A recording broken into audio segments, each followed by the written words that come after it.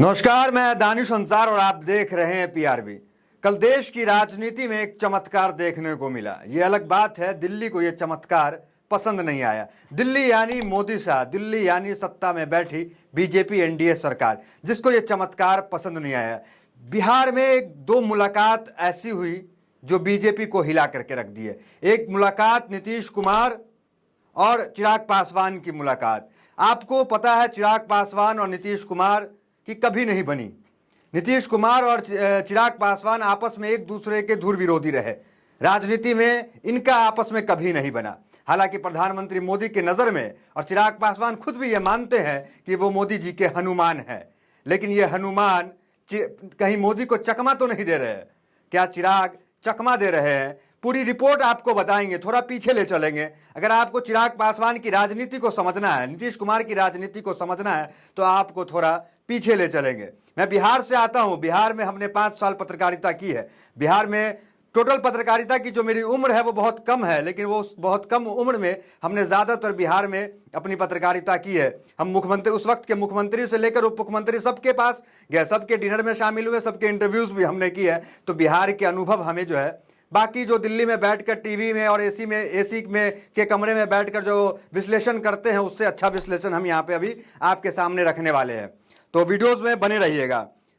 चिराग पासवान, आपको पता है इनके पिता रामविलास पासवान केंद्र में लगातार, चाहे यूपीए की सरकार हो चाहे एनडीए की सरकार हो, हमेशा मंत्री रहे। लोग इन्हें जो है, उनके पिता को मौसम वैज्ञानिक कहते थे कि जब भी सत्ता बदलती थी ये भी बदल जाते थे और केंद्र में मंत्री हमेशा बने रहते थे।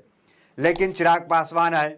चिराग पासवान युवा थे और चिराग, जो पिता मंत्री थे ही, चिराग पासवान सांसद थे। बात 2015 की कर रहा हूँ। 2015 तक बिहार की राजनीति में लालू परिवार का, एक तरह से कहे कि आरजेडी का अंत होता दिख रहा था। सत्ता में जेडीयू बनी हुई थी, बीजेपी उसके साथ थी।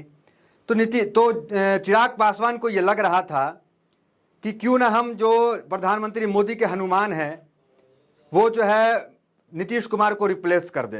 तो चिराग पासवान जो है हर वो कदम उठाते हैं जो नीतीश कुमार को रिप्लेस कर देते हैं। और चिराग पासवान नीतीश कुमार के खिलाफ कई बार चुनाव लड़ चुके हैं। गठबंधन धर्म का पालन नहीं किया, आपको पता है। पीछे ले चलते हैं 2015 में के बाद में चिराग पासवान जो है वो बिहार फर्स्ट, बिहारी फर्स्ट लेकर के आते हैं। बिहार फर्स्ट, बिहारी फर्स्ट के तहत चिराग पासवान पूरे बिहार में घूमते हैं और ये मैसेज देते हैं कि नीतीश कुमार जो है वो विकास नहीं कर रहे हैं। नीतीश कुमार जो है, बिहार की स्थिति खराब हुई, इसमें नीतीश कुमार का जो है पूरा हाथ है। लालू प्रसाद यादव पे कम हमलावर होते हैं, लेकिन नीतीश कुमार पे सबसे ज़्यादा हमलावर होते हैं। 2018 आते आते, 19-20 विधानसभा का चुनाव आते आते, चिराग पासवान नीतीश कुमार के खिलाफ और बढ़ चढ़ के हमलावर हो जाते हैं। नीतीश कुमार के खिलाफ चिराग पासवान चुनाव लड़ते हैं उस वक्त जब वो एनडीए में शामिल थे, एनडीए के घटक दल में मिले हुए थे। फिर भी जो गठबंधन धर्म होता है उसका पालन नहीं करके हर वो सीट पे उम्मीदवार उतार देती है एलजेपी, मतलब चिराग पासवान, जहां से नीतीश कुमार चुनाव लड़ते हैं। यही कारण था कि 2020 का चुनाव नीतीश कुमार जो है वहां पे पटकनी मिलती है और नीतीश कुमार मात्र जो है 43 सीट बिहार विधानसभा का ला पाते हैं, क्योंकि नीतीश कुमार जहां जहां अपना उम्मीदवार उतारते थे वहां वहां एलजेपी अपना उम्मीदवार उतार देती थी, मतलब चिराग पासवान अपना उम्मीदवार उतार देते थे। जहां बीजेपी लड़ती थी वहां उम्मीदवार नहीं उतारते थे। एनडीए के सबके साथ थे ये उस वक्त। तो नीतीश कुमार से इतनी बड़ी दुश्मनी चिराग पासवान की रही है। लेकिन अब जो तस्वीर निकल के आ रही है पटना से, अब जो नीतीश कुमार और एलजेपी दोनों साथ मिल रहे हैं, दोनों के साथ बैठक चल रही है, उस तस्वीर के पीछे का कारण बताते हैं। पहले आप ये देख लीजिए कि जेडीयू को उस वक्त 43 सीट आई थी।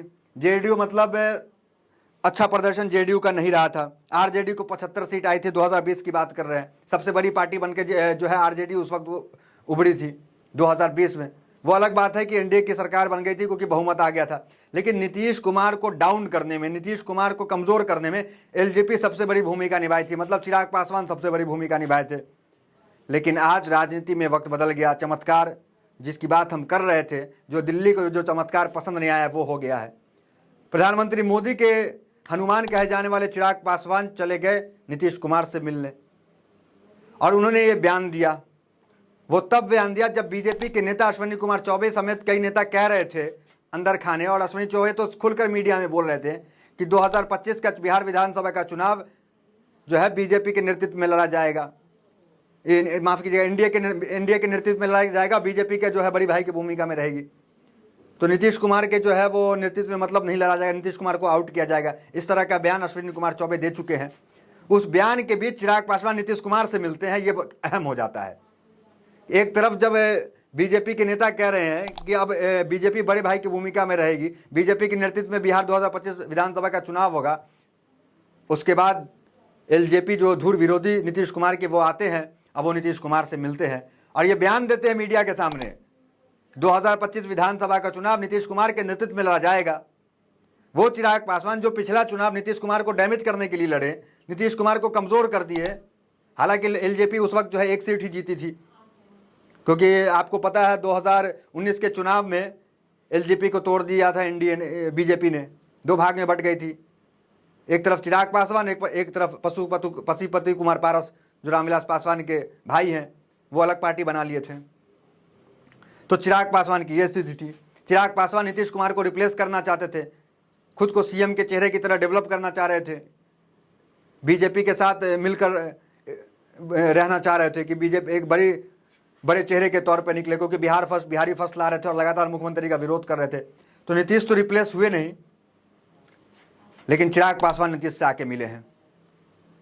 उस वक्त जब तमाम बीजेपी के नेता इस तरह के बयान दे रहे हैं, तो इससे यह समझ में आ रहा है कि दिल्ली को यह तस्वीर बिल्कुल नहीं पसंद आएगा, क्योंकि नाप तौल का जो वक्त था वो चल रहा, हिसाब किताब की बारी है। टीडीपी हिसाब करके गई थी, नीतीश कुमार की वो हिसाब किताब प्रिंट हो गया। नीतीश ने जो हिसाब किताब मांगा है वो आपको हम बताने वाले, नीतीश क्या क्या मांग रहे हैं। बिजली, एयरपोर्ट, मेट्रो सब मांग रहे हैं। 1 लाख करोड़ से ज़्यादा का लिस्ट नीतीश कुमार का भी है। देखिए, 9 एयरपोर्ट मांग रहे हैं, 2 बिजली परियोजना मांग रहे हैं, नदी जल पे की योजना मांग रहे हैं, 7 मेडिकल कॉलेज मांग रहे हैं, मुजफ्फरपुर को जो है मेट्रो मांग रहे हैं, मधुबनी को मेट्रो मांग रहे हैं। तो ये सब चीज़ जो नीतीश कुमार की तमाम लिस्ट है, जो कि 1 लाख करोड़ से ऊपर ही जाने वाली है। उस वक्त जब हिसाब किताब का दौर हो, केंद्र को बने, प्रधानमंत्री मोदी को शपथ लिए 1 साल नहीं हुआ हो, उस दौर में एलजेपी जो है चिराग पासवान और नीतीश कुमार से मिलती है और ये कहते हैं, और विशेष राज्य के दर्जे की मांग वो भी उठा देते हैं। मतलब ये साफ है कि 5 सीट जीतने वाली एलजेपी जो है वो भी हिसाब किताब के मूड में है, वो भी नीतीश कुमार के इस पे आ गई है, नीतीश कुमार के साथ। मतलब 2025 के विधानसभा चुनाव में अगर नीतीश को साइडलाइन करने की कोशिश की जाएगी बीजेपी की तरफ से, तो एलजेपी का दामन जो है वो खुला हुआ है बाँ, क्योंकि एलजेपी आके मिली है। और क्या क्या अखबार में छपा है, कागज़ में तो अक्सर कुछ और छपता है अखबारों में। अखबार की बात तो हम नहीं कर रहे हैं, अखबार की बाहर की बात आपको बता रहे हैं। अखबार में तो ये कहा गया है कि बिहार में जो है बाढ़ की समस्या है, उस पर चर्चा हुई, नियुक्ति पत्र बांटे जा रहे उस पर चर्चा हुई। लेकिन नीतीश कुमार इतने दिन से मुख्यमंत्री हैं, इतने दिन से एलजेपी जो है चिराग पासवान सहयोगी दल है वो भी, लेकिन कभी मुलाकात नहीं हुई। अभी मुलाकात हो रही है उस वक्त जब हिसाब किताब का दौर है। मतलब ये साफ है कि प्रधानमंत्री मोदी के हनुमान बताए जाने वाले चिराग पासवान जो है वो भी हिसाब किताब करेंगे। वो भी जो है नीतीश कुमार के साथ आके खड़े हो गए हैं। वो नीतीश कुमार जो बिहार को विशेष राज्य के दर्जा की मांग के केंद्र को की डिमांड कर रहे हैं, दबाव बना रहे हैं, प्रेशर पॉलिटिक्स नीतीश कुमार शुरू कर दिए। नीतीश कुमार के बाद टीडीपी उधर शुरू कर दी, लिस्ट लेकर पहुंच गई, और अब एलजेपी आ गई है, मतलब लोक जनशक्ति पार्टी रामविलास। मतलब चिराग पासवान जो है वो भी अब प्रेशर पॉलिटिक्स खेल रहे हैं। वो भी जो है अपनी लिस्ट तैयार करेंगे, क्योंकि 5 सांसद उसके भी हैं, 12 जेडीयू के हैं, 16 टीडीपी के हैं। तो सोचिए, एलजेपी, जेडीयू और टीडीपी, ये 3 जो है ये कितनी मजबूत है। अगर ये बैसाखी गिरती है तो क्या होगा आपको भी पता है। तो हिसाब किताब का दौर शुरू है, और इस बीच में ये मुलाकात दिल्ली को बिल्कुल पसंद नहीं आई। अब ये देखना दिलचस्प होगा कि नीतीश कुमार जो प्रिंट तैयार हो रहा है, जिसमें हमने आपको बताया मेट्रो और तमाम चीज़ें जो 1 लाख करोड़ से ऊपर का है, वो दिल्ली कब पहुंचते हैं और कब प्रधानमंत्री मोदी से हिसाब करते हैं, क्योंकि प्रिंट तैयार हो चुका है। अब ये खबर कल आ जाए, परसों आ जाए कि प्रधानमंत्री मोदी से मिलने नीतीश कुमार जा रहे हैं, या उसके साथ जो है रामविलास पासवान भी जा रहे हैं, तो कोई चौंकने वाली बात नहीं होगी। क्योंकि हमेशा जब भी सरकार बनती है तो हिसाब किताब का दौर जो है, जो राजनीति में जो संगठन साथ रहती है गठबंधन में, तो वो हिसाब किताब करते ही है। ये अलग बात है कि प्रधानमंत्री मोदी और अमित शाह को, मतलब बीजेपी को, गठबंधन धर्म को कैसे लेके चलना है। गठबंधन धर्म को कभी उन्होंने पालन नहीं किया, क्योंकि वो कभी गठबंधन में रहे नहीं, हमेशा अकेले रहे। 2014 की बात कर ले, 2019 की बात कर ले, अकेले पूर्ण बहुमत में आए। गठबंधन का ज़्यादा अनुभव उनके पास नहीं है कि गठबंधन में कैसे लोगों को लेकर चला जाता है, कैसे उनकी मांगों को मानी जाती है। गुजरात में प्रधानमंत्री मोदी इतने साल सीएम रहे, लेकिन सीएम रहे तो अकेले रहे, गठबंधन नहीं रहा, पूर्ण बहुमत में रहे, केंद्र में रहे तो पूर्ण बहुमत में रहे। तो गठबंधन के साथियों को, घटक दल को लेकर कैसे चलना है, इसका अनुभव प्रधानमंत्री मोदी और अमित शाह को ना के बराबर है। लेकिन ये देखना दिलचस्प होगा कि 23 जुलाई को जब निर्मला सीतारमण अपने लाल बैग में दिखेंगी, उस पिटारे में एलजेपी के लिए क्या कुछ होगा, जेडीयू के लिए क्या कुछ होगा, टीडीपी के लिए क्या कुछ होगा, ये देखना दिलचस्प होगा। राजनीतिक पंडित तो ये बता रहे हैं कि 23 जुलाई को फैसला हो जाएगा कि एनडीए की सरकार, मतलब एनडीए का भविष्य क्या कुछ होने वाला है। आपकी क्या कुछ प्रतिक्रिया है क्या प्रधानमंत्री मोदी इन तीन पार्टी एलजेपी, जेडीयू और टीडीपी की मांग को मानेंगे? क्योंकि एक तरफ देश का खजाना खाली है, देश पे 168 लाख करोड़ का कर्ज है। उस बीच क्या प्रधानमंत्री मोदी ये मांग को मानेंगे या नहीं मानेंगे? आपकी क्या प्रतिक्रिया है? और क्या ये तीन पार्टी एलजेपी, जेडीयू और टीडीपी, क्या इन तीनों पार्टियों को देश हित में पलटी मारनी चाहिए या नहीं मारनी चाहिए? क्या इनको एनडीए के साथ खुद को बने रहना चाहिए या नहीं बने रहना चाहिए? आपकी जो भी प्रतिक्रिया इस कमेंट बॉक्स में दे और इस वीडियो को ज़्यादा से ज़्यादा शेयर करें और इस चैनल पीआरबी को सब्सक्राइब करें। बहुत बहुत धन्यवाद।